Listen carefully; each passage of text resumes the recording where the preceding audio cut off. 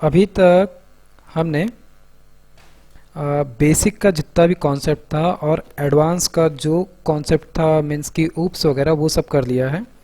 Error handling भी हो गई है। अब एट द लास्ट जो हमारे पाइथन के बेसिक और एडवांस के कॉन्सेप्ट थे उसमें एक स्ट्रिंग फॉर्मेट देख लेते हैं।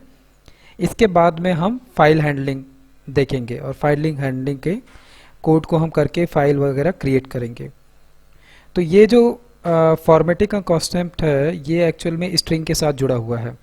इसको हम शुरू से करते हुए तो आ रहे हैं और इसमें हमने कई सारे कोड किए भी हैं। तो एक्चुअल में फॉर्मेट के लिए हमें एक फॉर्मेट का मेथड मिलता है और इसी मेथड का एक्चुअल में हमें यूज करना है।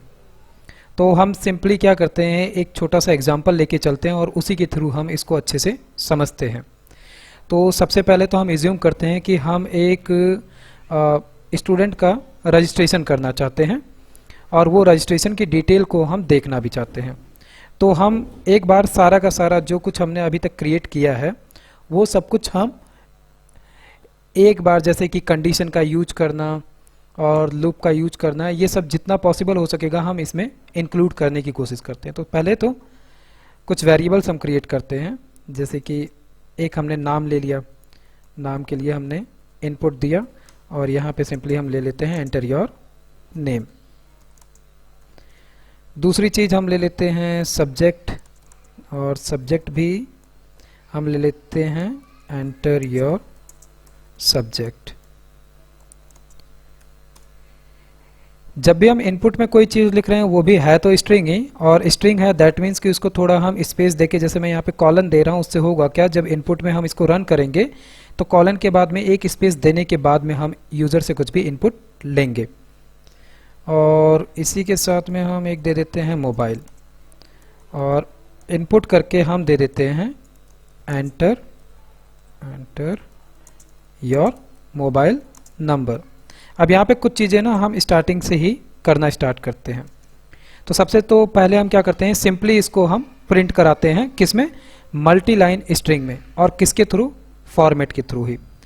ठीक है, तो फॉर्मेट में अभी तक हम क्या यूज कर रहे थे, सिंपली हम कर्ली ब्रेसेस देते हैं और फॉर्मेट में हम वैल्यूज़ को दे देते हैं। जैसे यहाँ पे 3 वैल्यू है, नेम, सब्जेक्ट और मोबाइल। तो मान लो कि हम इसको सबसे पहले क्या कर रहे हैं कि प्रिंट में लेते हैं और प्रिंट के अंदर हम क्या कर रहे हैं, इसको मल्टी लाइन स्ट्रिंग देते हैं और यहाँ पे हम आउटपुट देते हैं कि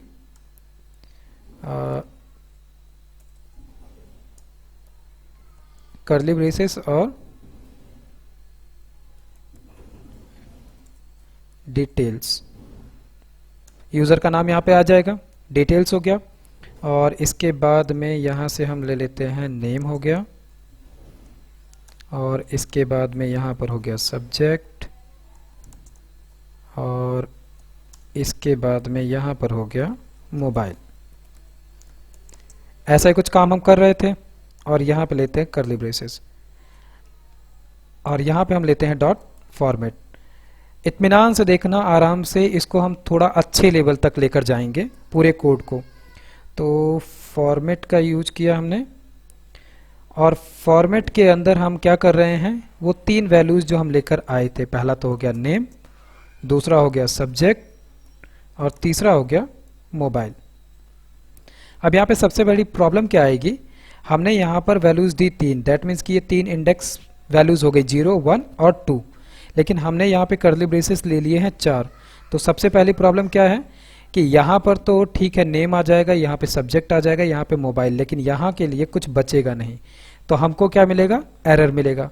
एक बार इसको हम क्लियरिफाई करते हैं कोड को रन करके, ताकि हमें ये पता चल जाए कि अभी के केस में हमें क्या सिनेरियो मिल रहा है यहाँ पे। तो पहले तो हम सारे के सारे इनपुट दे दें, क्योंकि सबसे पहला काम तो इनपुट का है। तो मान लो हमने यहाँ पर दिया इनपुट नेहा, सब्जेक्ट हो गया हमारा पाइथन एंड एक रैंडम मोबाइल नंबर। क्या मिल गया, replacement index 3 out of range, मतलब कि जो ये इंडेक्स वैल्यू था 4th वाला, वहां पर कुछ भी मिल नहीं रहा है, और जब मिल नहीं रहा है तो वो हमको एक एरर दे रहा है कि इंडेक्स एरर है। और एक चीज़ और नोटिस कर रहे होगे कि हमें फॉर्मेट के अंदर जो वैल्यू मिलती है वो किस टाइप में मिलती है, टपल टाइप में, इसलिए यहाँ पे क्या दे रहा है, आर्ग्यूमेंट्स जो है वो टपल में है। तो अब यहाँ पे जो ये सबसे पहली प्रॉब्लम आई, इसके लिए हम क्या कर सकते हैं कि हमको ये नेम जो है ये दो जगह दिखाना है। एक तो यहाँ पर भी कि यहाँ पे नियाज डिटेल हो जाएगा, इस तरीके से हम यूज कर सकते हैं। और दूसरी चीज़ क्या है, दूसरी चीज़ हमें दिखानी है कि इसी नेम को हमें यहाँ पर भी लेना है। तो यहाँ पे हम इंडेक्स से दे सकते हैं, जैसे 0 हो गया, यहाँ पे भी हम 0 दे सकते हैं। यहाँ पे हमें सब्जेक्ट चाहिए जो कि इंडेक्स पोजीशन 1 पे पड़ा हुआ है और ये 2 पे है। अब फाइनली हम इसको एक बार फिर से अगर रन करें तो हमने यहाँ पर नाम दिया, इस बार हम देते हैं हेसुसी एंड पाइथन एंड कुछ एक random mobile number and enter, मिल गया हमको डिटेल। दैट मीन्स कि हम इंडेक्स पोजीशन से भी ये काम कर सकते हैं। ठीक है, अगर हम इंडेक्स से कर सकते हैं दैट मीन्स कि इसी काम को हम इंडेक्स की जगह पे की और वैल्यू के फॉर्मेट में भी कर सकते हैं। अगर हमें यही काम की और वैल्यू के फॉर्मेट में करना हो तो क्या करना पड़ेगा, हमें कॉल करना पड़ेगा किसको, डिक्शनरी को। और अगर हमें इसके अंदर डिक्शनरी का यूज करना हो, मतलब कि जो डिक्शनरी का फॉर्मेट है वैसा कुछ हमें यहाँ पर यूज करना पड़ेगा, क्योंकि हमें क्या चाहिए है कि ठीक है इंडेक्स नंबर हमें नहीं पता है कि किस नंबर पे कौन सी वैल्यू पड़ी है, लेकिन हमें ये पता है कि हाँ मैंने 3 वेरिएबल लिया था, नेम, सब्जेक्ट और मोबाइल नाम का, वो पड़ा हुआ है, तो मैं उसके बिहाफ पे डिटेल को लेना चाहता हूँ। ठीक है, अगर हम ये करना चाहते हैं तो इसके लिए क्या करना है, सिंपली कि हम यहाँ पर इक्वल टू करेंगे और इक्वल टू करके यहाँ पे हमें वेरिएबल का नाम देना है। हमारे वेरिएबल का नाम था नेम, दे दिया हमने। इसी तरीके से सब्जेक्ट इक्वल टू हम ले लेते हैं, सब्जेक्ट इक्वल टू हम सब्जेक्ट ही ले लेते हैं, और उसी तरीके से मोबाइल इक्वल टू हम मोबाइल ले लेते हैं। अब इस केस में क्या होगा कि जो हम 0, 1, 2 दे रहे थे उसकी जगह पे हम यहाँ पे क्या पास करेंगे, सीधे वेरिएबल का नाम। मतलब कि अब नेम एक वेरिएबल हो गया ना, तो हम यहाँ पे नेम लिख सकते हैं। उसी तरीके से हम यहाँ पर भी नेम ही चाहते तो हम नेम लिख दिए। 0, 1, 2 का पंगा खत्म हो गया। यहाँ पे हमने सब्जेक्ट लिख दिया और यहाँ पर हमने लिख दिया मोबाइल। दैट मीन्स कि मोस्ट ऑफ द केस हम इंडेक्स और की और वैल्यू के पेयर में वैल्यूज को ले सकते हैं। एक बार इसको भी हम रन करके देखें कि एक्चुअल में हमें क्या मिल रहा है आंसर। तो हमने फिर से यहाँ पर लिखा नाम एंड सब्जेक्ट, फिर से हमारा हो गया पाइथन एंड एक रैंडम नंबर, मिल गई डिटेल्स। तो ये थोड़ा आसान हो गया कि हमने क्या किया, हमने की और वैल्यू के पेयर में वैल्यू दे दी। ठीक है, अब इसी चीज़ को अगर हम करना चाहें तो इसी को हम क्या कर सकते हैं, फंक्शन में कन्वर्ट कर सकते हैं। दैट मीन्स कि उस केस में हमको क्या करना होगा, सिंपली हम इस पूरे के पूरे कोड को उठाते हैं यहाँ से और इसको ले चलते हैं फंक्शन में, कर सकते हैं फंक्शन में। तो फंक्शन में करने के लिए क्या करना होगा, यहाँ पे हम एक फंक्शन क्रिएट करते हैं कि यूज़र डिटेल्स नाम से, और इस यूज़र डिटेल्स के अंदर हम पेस्ट कर देते हैं ये। इससे फ़ायदा क्या होगा कि हमारा जो कोड है ये कोड अब थोड़ा सा सिस्टमेटिक वे में हो गया। यहाँ पे 3 आर्ग्यूमेंट चाहिए थे, मान लो हमें वो नहीं पता कि यहाँ से कितने नंबर ऑफ आर्ग्यूमेंट आ रहे हैं, तो इनको हम क्या कर सकते हैं, डिक्शनरी फॉर्मेट में ले सकते हैं। तो यहाँ पे हमने डेटा किया और डेटा के ठीक पहले हम क्या कर सकते हैं, अब यही सेम चीज यहाँ से जब हम फंक्शन को कॉल कर रहे हैं तो फंक्शन को कॉल करते समय यहाँ से हम क्या करेंगे, उतने नंबर ऑफ डिटेल्स को पास कर सकते हैं। तो यहाँ पे हम क्या कर रहे हैं, कॉल कर रहे हैं हमारे फंक्शन को, कॉल फंक्शन। ठीक है, हमारे फंक्शन का नाम है यूज़र डिटेल, तो हमने फंक्शन को कॉल किया यूज़र डिटेल्स, और इसके अंदर हम टोटल 3 अलग अलग वेरिएबल पास कर रहे हैं। तो इसी सेम टू सेम जो हमने यहाँ पे फॉर्मेट में लिखा था इसी को हम यहाँ से कॉपी कर लेते हैं इस तरीके से। ठीक है, तो ये क्या कर रहा है, यही सेम टू सेम काम हमने फंक्शन के लिए पहले भी किया हुआ है, वही काम हमने यहाँ पर भी किया कि ठीक है कि ये हमने प्री डिफाइन की के बिहाफ पे वैल्यू हमने पास की कहाँ पर, फंक्शन को।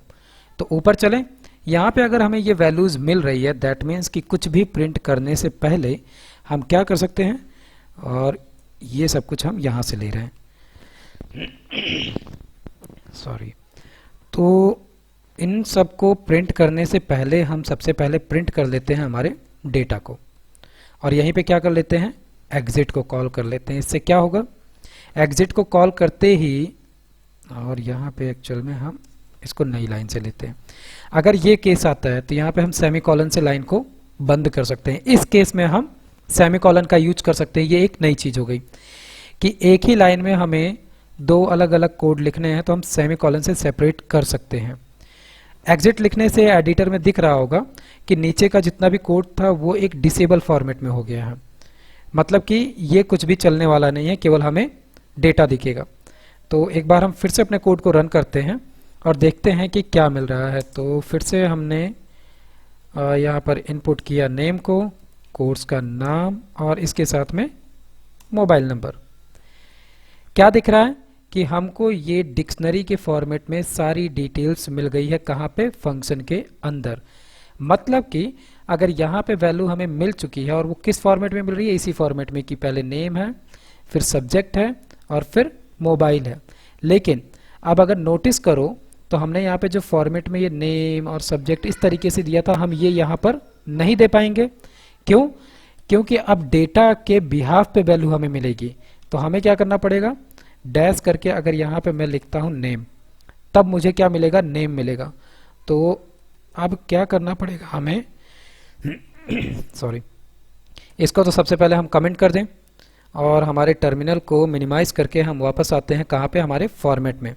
क्यों? क्योंकि इसी फॉर्मेट के बिहाफ पे ही तो वैल्यू आगे जानी है। तो अब करना क्या है, यहाँ पे एक्चुअल में वैल्यू लाकर दे कौन रहा है, डेटा दे रहा है, और डेटा में भी हर एक का पैरामीटर चेंज हो रहा है। तो हमको क्या करना पड़ेगा, हमने ब्रैकेट यूज किया और इस ब्रैकेट के अंदर हमने सब्जेक्ट दे दिया, ये खत्म हो गया। इसी तरीके से मोबाइल के लिए करना है तो हमने मोबाइल किया, डेटा किया, इसके अंदर हमने मोबाइल को गेट कर लिया, कट। हमारे पास सारा डेटा आ गया, इसमें कन्फ्यूजन की कोई दिक्कत नहीं है क्योंकि हमने अब एक फंक्शन बनाया, उसके अंदर सारी डिटेल्स हमने डिक्शनरी के फॉर्मेट में रिसीव कर दी। ऐसा हमने क्यों किया, ताकि यहाँ पे हमें एक तो नंबर ऑफ आर्ग्यूमेंट्स ज़्यादा ना लिखने पड़े, दूसरी चीज़ इन केस फंक्शन कॉल के समय पे वो 3, 4, 10 जितनी भी डिटेल देना चाहे बहुत ही फ्रीली वो दे सके और उसको हम बहुत आसानी से यहाँ पे एक डिक्शनरी के फॉर्मेट में रिसीव कर लें। अब डिक्शनरी के फॉर्मेट में रिसीव कर रहे हैं तो उसी फॉर्मेट में तो हम यहाँ पर वैल्यू फॉर्मेट में भी अप्लाई करेंगे, वही सेम टू सेम काम हमने यहाँ पर किया। अब अगर ये कर लिया है दैट मीन्स कि सारा काम फिर से सेट हो गया। इसको हम रन करके चेक कर सकते हैं कि फाइनली हमको क्या रिजल्ट मिल रहा है। तो एक बार टर्मिनल को ओपन करके हम फिर से रन करते हैं कोड को और ये चेक करते हैं कि इस बार हमको क्या आउटपुट मिलेगा। तो हमने फिर से दे दिया नाम एंड यहाँ पर हमने दिया पाइथन और मोबाइल नंबर हमने दे दिया। ठीक है, हमको क्या मिला, की एरर मिला। की एरर क्यों मिला, ओके, की एरर मिलने का रीजन ये है कि हमने फॉर्मेट को तो ठीक किया लेकिन जो प्रिंट के अंदर हम वैल्यूज ले रहे थे उनको हमने ठीक नहीं किया। अब यहाँ पे क्या करना पड़ेगा, हमने गलती क्या कर दी, हमने फॉर्मेट में गलती कर दी और फॉर्मेट में भी गलती क्या की कि यहाँ पे एक्चुअल में नेम इक्वल टू करना है बस हमें, कि नेम के अंदर ये वैल्यू आ रही है उसी तरीके से सब्जेक्ट के अंदर ये वैल्यू आ रही है, क्योंकि है तो वैल्यू चाहे डिक्शनरी से आए चाहे जहाँ से आए, हम उसको ले रहे हैं सही तरीके से तो वो वैल्यू हमको मिलेगी ही मिलेगी। और मोबाइल इक्वल टू हमने कर दिया मोबाइल।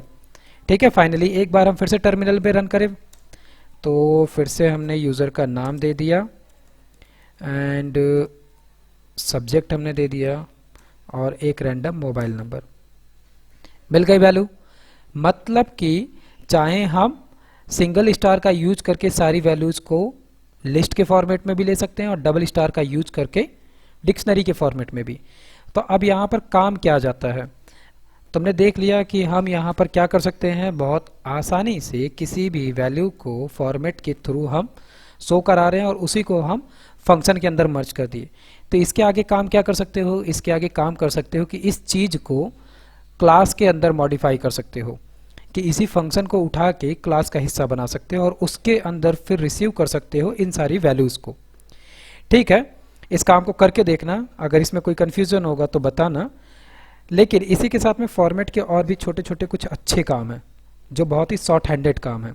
जैसे कि मान लो कि हम कोई वैल्यू दे रहे हैं और उस वैल्यू के अंदर हम चाहते हैं कि कोई भी जो नंबर है वो हमें क्या कहते हैं डेसिमल के फॉर्मेट में मिल जाए, या हम चाहते हैं कि एक साथ 2, 3, 4 वैल्यूज जो मिल रही है उसमें से कहीं भी हम किसी भी नंबर में डेसिमल पॉइंट शो कराना चाहते हैं। तो जैसे मान लो यही वाला केस है कि यहाँ पर एक इंटीजर है मोबाइल, इस मोबाइल के साथ में हम क्या करना चाहते हैं कि डबल जीरो दिखाना चाहते हैं कि डॉट के बाद में 2 जीरो आए, तो हम क्या कर सकते हैं डॉट के बाद में 2 और f लिख सकते हैं। इससे होगा क्या, ये एक्चुअल में यहाँ के लिए तो सूट केस अच्छा नहीं है, या हम इसको ऐसा करते हैं, हम थोड़ा सा चेंज करते हैं हमारे कोड को। एज्यूम करो कि हम प्राइस भी लेने वाले हैं, ठीक है, और अगर हम प्राइस लेने वाले हैं दैट मीन्स कि यहाँ पर हम क्या लिखते हैं फी लिख देते हैं, फी इक्वल टू डेटा, और डेटा के अंदर हम लिख देते हैं फी, फ्री हो गया फी। ये एक नया आर्ग्यूमेंट है, तो हम यूजर से फी भी ले लेते हैं। तो हम यहाँ से इनपुट कराते हैं और इनपुट में क्या करते हैं एंटर योर फी, ठीक है। इतनी डिटेल सब जा रही है यहाँ से, तो इसको हम यहाँ से पास ऑन भी कर दें। तो हमने फी इक्वल टू कर दिया फी, डिटेल मिल गई है। एक बार हम फिर से अपने कोड को रन करें, और रन करके एक्चुअल में हमें करना क्या है कि यहाँ पर फी है और इस फी में एक्चुअल में फी और इसके साथ में डॉट करके हमको क्या देना है कि 2 जीरो आ जाएंगे, ठीक है। आ रहे कि नहीं आ रहे हम देखते हैं, क्या एरर मिल रहा है या सब कुछ सही सही चल रहा है। तो पहले तो हमने यूज़र का नाम दे दिया, कोर्स का नाम दे दिया, मोबाइल नंबर दे दिया और एक fees they the. Unknown format code f for object of type str। Okay, दिक्कत क्या हुई कि हमको जो भी इनपुट के थ्रू मिलता है वैल्यू वो हमेशा एक स्ट्रिंग के फॉर्मेट में मिलता है। इसको हमें क्या करना पड़ेगा कन्वर्ट करना पड़ेगा। किस में कन्वर्ट करना पड़ेगा, सबसे पहले तो हम इसको इंटीजर में कन्वर्ट करें। कर लिया, एक बार फिर से रन करते हैं, क्योंकि अगर यहाँ पे एरर को चेक करो तो वैल्यू एरर मिल रहा है। और वैल्यू एरर क्या मिल रहा है कि code f for object of type str is not possible, unknown है ये, ठीक है। तो हमने इसको चेंज किया है, एक बार फिर से रन करते हैं और यूज़र का नाम हमने दे दिया and then Python and then mobile number और एक रैंडम डिजिट। मिल गई वैल्यू हमें 898.0। दैट मीन्स कि हम फॉर्मेट का ही यूज करके इस कर्ली ब्रेसेस के अंदर ये भी डिफाइन कर सकते हैं कि कितने नंबर ऑफ हमें डॉट चाहिए, जो कि प्राइस के साथ हमें दिखाना होता है। बहुत आसानी से ये काम हो गया। इसी के आगे अगर हम लिखना चाहते हैं तो हम यहाँ पे लिख भी सकते हैं RS डॉट करके, प्राइस हो गई। और यहाँ पे जो जनरली यूज किया जाता है ये वो भी हमने कर दिया, तो हमारी आउटपुट की स्ट्रिंग जो है वो थोड़ी और अच्छी दिखने लगेगी। तो ये छोटे छोटे क्या कहते हैं यूज केस थे फॉर्मेट के, हम रैंडमली यूज कर सकते हैं केवल कर्ली ब्रेसेस के बिहाफ पे, वो ऑटोमेटिक 0 1 2 3 वाला फॉर्मेट फॉलो करेगा, या फिर हम 0 1 2 देकर इंडेक्स वैल्यूज़ को बार बार अलग अलग जगह पे रिपीट कर सकते हैं, या फिर हम डिक्शनरी के क्या कहते हैं फॉर्मेट में भी वैल्यू को रिसीव कर सकते हैं। अब इसी में अगर थोड़ा और अच्छा काम करना हो तो हम क्या कर सकते हैं यूज केस लगा सकते हैं कि ठीक है मोबाइल नंबर जो मिल रहा है वो केवल हमें 10 ही डिजिट का चाहिए है, तो इसके लिए क्या करना है इसको अप करना है, ठीक है। ये कोड गिटहब से मिल जाएगा, इस कोड को गिटहब से उठाना है और गिटहब से कोड को उठाने के बाद में कुछ यूज केस इसमें बनाने हैं इसी कोड में। तो मैं यहाँ पर मल्टीलाइन कमेंट में कुछ वर्क लिख रहा हूँ जो कि यहाँ पर करना है। So work on this code. क्या करना है, सबसे पहली चीज़ तो ये है कि वैलिडेट करो कि यूज़र केवल 10 डिजिट का मोबाइल नंबर ऐड करे। अगर वो 10 से ज़्यादा या कम नंबर एंटर कर रहा है तो उसको मैसेज शो करो, मैसेज जो भी शो कराना चाहो वो करो, अदरवाइज आउटपुट शो कर दो। पहली चीज हो गई। दूसरी चीज, अगर यूजर नाम या कोई भी चीज, अगर यूजर नेम, दूसरी चीज थी मोबाइल, कोर्स और फी में से किसी को भी ब्लैंक देता है तो भी मैसेज शो करो कि एम्प्टी नॉट अलाउड। इसके लिए क्या करना पड़ेगा? पहला वाला केस क्या है? पहले वाले केस के लिए कंडीशन लगानी पड़ेगी कि अगर क्या कहते हैं मोबाइल नंबर में आने वाली वैल्यू जो है वो 10 से ज़्यादा या कम है तो। अब इसके लिए क्या करना पड़ेगा? लेंथ फाइंड आउट करना पड़ेगा। लेंथ फाइंड आउट करने के लिए कौन सा मेथड यूज करना है वो तुमको दिमाग लगाना पड़ेगा। उसी तरीके से दूसरा केस जो है, इस केस में क्या है कि अगर यूज़र नेम में कुछ भी नहीं दे रहा है, मोबाइल या कोर्स या फीस में कुछ भी नहीं दे रहा है, तो इसके लिए तुमको क्या करना पड़ेगा? फिर से कंडीशन लगानी पड़ेगी कि वैल्यू जो है वो नल ना हो, एम्प्टी ना हो। अब इसके लिए कौन सा मेथड है जो कि तुम्हें ऐसी कंडीशंस में चेक करके देता है कि वैल्यू एम्प्टी या नल तो नहीं है, वो यूज करना पड़ेगा। ठीक है, इसी तरीके से इसमें और हम क्या कर सकते हैं, इसके अंदर हम और क्या कर सकते हैं, हमारे पास वैल्यूज है। हाँ, उसके बाद में ये सब कुछ करने के बाद में अगर कोई भी एरर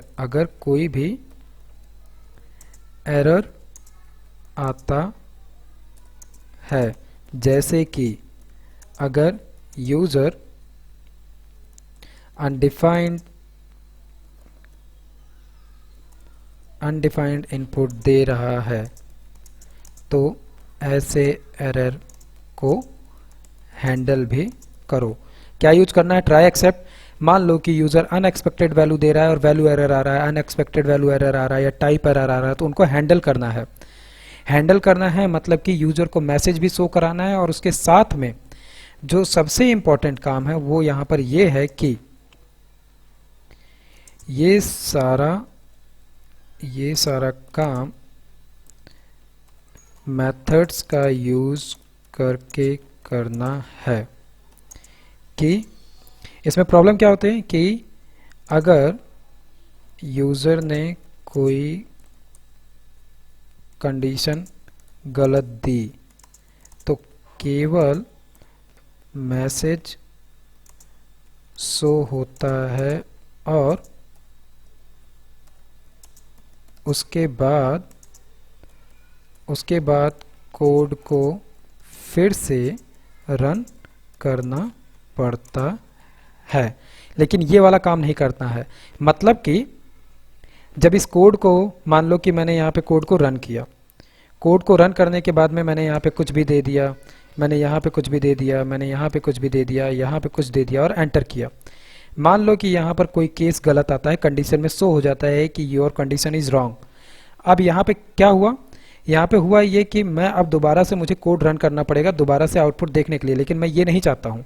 मैं ये चाहता हूँ कि यहीं पे अगर कंडीशन गलत हो रही है तो मैसेज भी शो हो जाए, और इसके बाद में वो जिस मेथड को कॉल करना है उसको दोबारा से तुम कॉल कर लो। इसका मतलब ये होगा कि जैसे मान लो कि यहाँ पे तुमने कोई कंडीशन लगाई है, मैं केवल एग्जांपल बताऊंगा, मैं इसको करूंगा नहीं क्योंकि ये काम तुम्हारा है। तो उसके बाद कोड को फिर से रन करना पड़ता है, बट इस केस में जहाँ पर भी कंडीशन रॉन्ग है उसमें मैसेज के ठीक बाद फंक्शन को कॉल कर लो जो इनपुट मांग रहा है। एग्जाम्पल मैं बता रहा हूँ इसके लिए। एग्जाम्पल के लिए मान लो कि कंडीशन लगाई तुमने कि if user equal to empty, तो यहाँ पे क्या करोगे? प्रिंट कराए कि एम्प्टी नेम नॉट अलाउड। ये मैं केवल एग्जाम्पल दिखा रहा हूँ, जरूरी नहीं कि ऐसे चले या ना चले। इसके बाद में मान लो कि तुमने एक फंक्शन बनाया था यूज़र डिटेल नाम का। ऐसा करने से होगा क्या, ये मैसेज भी शो हुआ, इस मैसेज के ठीक शो होने के बाद में तुरंत कॉल हो जाएगा वो मेथड जो मेथड यूजर से इनपुट मांग रहा था। तो होगा क्या इससे कि तुम्हारा कोड खत्म नहीं हो जाएगा और तुम्हें कोड दोबारा से रन नहीं करना पड़ेगा, तुम वापस से घूम के चले जाओगे उस मेथड में जो मेथड तुमसे इनपुट मांग रहा था। तो ये वाला काम इसमें करना है, इस काम को करो। अगर इसमें दिक्कत आ रही है तो इसको बताना। इसको हम यहीं पे स्टॉप करते हैं और इतने यूज केस सफिशिएंट हैं इसको अच्छे से करने के लिए। अब नेक्स्ट जो हमको करना है वो है फाइल हैंडलिंग।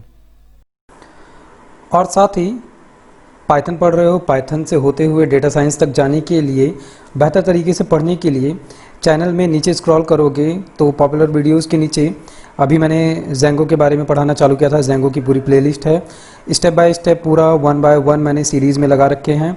इसी के अलावा नमपाई एरे से रिलेटेड जो भी वीडियोस हैं वो सीक्वेंस में मैंने यहाँ पे बना रखा है। ऑनलाइन पाइथन क्लास मैंने एक वीडियो बना रखा है क्लासेस के लिए, लेकिन अगर पाइथन और अच्छे और डीप में पढ़ना है तो नीचे एक full Python basic and advance course मिलेगा, इसको देख सकते हो। इसके अंदर 35 प्लस वीडियोस मैंने बना रखे हैं, बेसिक से लेके एडवांस प्लस डेटाबेस कनेक्टिविटी पूरी।